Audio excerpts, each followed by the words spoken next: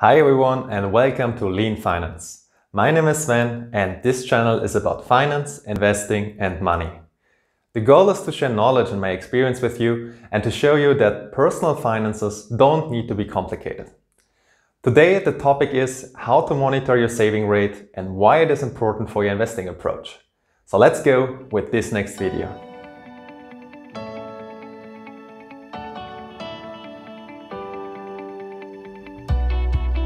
Why should you monitor your saving rate? Let's start again with the why before we go to the how. Here are my three main reasons why you should monitor your saving rate and how it relates to your investing approach.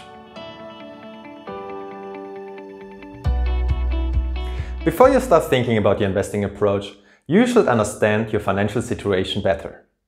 Otherwise, you are likely to make suboptimal decisions regarding your investments. So track your expenses and incomes to calculate your monthly saving rate, which is then the basis for all follow-up investment decisions. Of course, you can also just trust your gut feeling and estimate your monthly saving rate. In this case, I would recommend you to be quite conservative in your estimations to make sure your bank account does not flip by surprise to negative at the end of the month. Another key rule for investments is only to invest the money you don't need in the short and medium term. And of course, tracking your expenses on a regular basis will definitely benefit you and your finances in the future.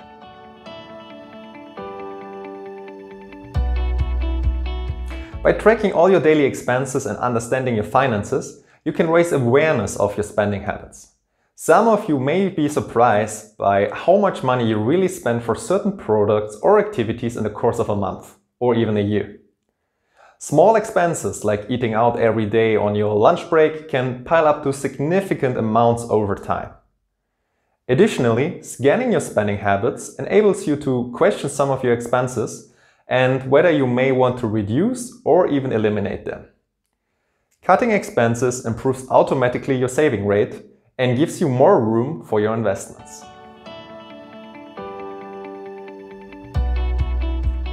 Personally, it motivates me a lot to see how much I'm able to save and invest each month. By visualizing your saving rate and the growth of your investments, you can follow your monthly progress. And it can also keep you on the track to reach your goals and let you understand why in 1 month you did not reach your usual saving rate. Investing is a marathon and not a sprint. So you need to stay in for the long run. So these were my three reasons why it makes sense to constantly track your income and expenses to monitor your saving rate. Your saving rate in absolute numbers is your income minus your expenses. In a nutshell, it's the money which remains on your bank account at the end of the month, and that can be used for investments or to decrease potential existing debt. Your income will be mainly your monthly salary paired with some possible income from investments, rental property, own businesses or gifts. All these incomes usually occur just once a month, which makes them quite easy to track. Documenting all your expenses needs definitely more effort because they can come up multiple times a day. Expenses can be products or services you buy in the moment, like some drinks at a bar or a new phone at Amazon. But they can also recur on a regular basis, like your rent, insurances, or different subscriptions. The first type of expenses are called variable expenses, and the second one, fixed expenses. You can further categorize by nature, for example, household, restaurant, bars, or clothes. Categories makes it easier for you to scan your spending habits, pointing out in which areas you spend most of your money. The final question is where you track your expenses and income.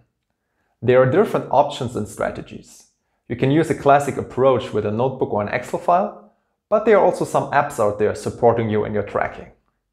Every approach has its advantages and disadvantages, and what works for one person might not work for someone else. Just try out different options and see whether you like them personally or not. Like mentioned, consistency is key. So you should feel comfortable with your approach to stay in for the long run.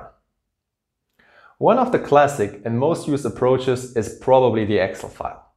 Personally, I also use an Excel, which I fill every Sunday with my expenses and incomes of the week. During the week, I track all my expenses in a virtual notebook on my phone. Usually, I always have my phone with me, so I can track my expenses immediately to not forget it, and it just takes me a few seconds to do so. If you want to use Excel to consolidate all your data in one file, you will find plenty of templates on YouTube or other pages, which can be used as a basis to create your own template. In the next video, I will share my own example with you to give you an idea of one way to monitor your saving rate. I hope you guys liked this video and stay on board for the next one. I'm looking forward to getting your feedback in the comments below and preparing the next video for you. See you soon and have a great day.